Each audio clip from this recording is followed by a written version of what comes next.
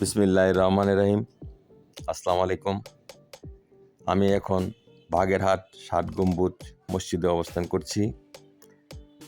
বাংলাদেশে ইসলাম প্রচারে যে কজন অলি আউলিয়া সুফি সাধক এদেশে এসেছেন, তার মধ্যে হযরত খান জাহান আলী রাহমাতুল লিল আলামিন অন্যতম। তিনি ৭ জন অলি আউলিয়ার মধ্যে একজন। তিনি ছিলেন অটোম্যান সাম্রাজ্যের একজন সেনাপতি। পাশাপাশি তিনি ছিলেন একজন যোদ্ধা, শাসক, ধর্মপ্রচারক ও ন্যায়পরায়ণ বিচারক। ইসলামের সেবায় তিনি অনেক সময় বাংলাদেশে ব্যয় করেন। প্রায় ৫ শতাধিক বছর আগে তিনি ৭ গম্বুজ মসজিদ নির্মাণ করেন। তার সমাধিস্থল বা মাজার থেকে মসজিদের দূরত্ব প্রায় ৮ কিলোমিটার।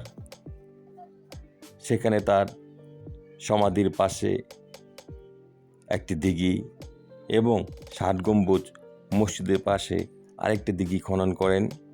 আসলে তিনি অনেক দিঘি খনন করেছিলেন, কারণ ওই এলাকার মাটিটা সাধারণত লবণাক্ত। কিন্তু তিনি যে দিঘিগুলি খনন করেছিলেন, সেই দিঘিগুলি সবগুলিই ছিল মিষ্টি পানি। অনেকে বলে থাকেন এই দিঘি এবং ৭ গম্বুজ মসজিদ তৈরি করতে তাকে জিন জাতি সহযোগিতা করেছিল। যা হোক, আপনারা যারা ঘুরতে ভালোবাসেন তারা অবশ্যই বাগেরহাট খুলনায় আসবেন, তার মাজার জিয়ারত করবেন। আর তার মাজারের পাশে যে দিঘিটি, সেই দিঘির মধ্যে একসময় অসংখ্য কুমির বসবাস করত। বিসমিল্লাহির রহমানির রহিম। বিবর্তনে সেগুলি এখন আর নেই। সেখানে এখন মাত্র একটি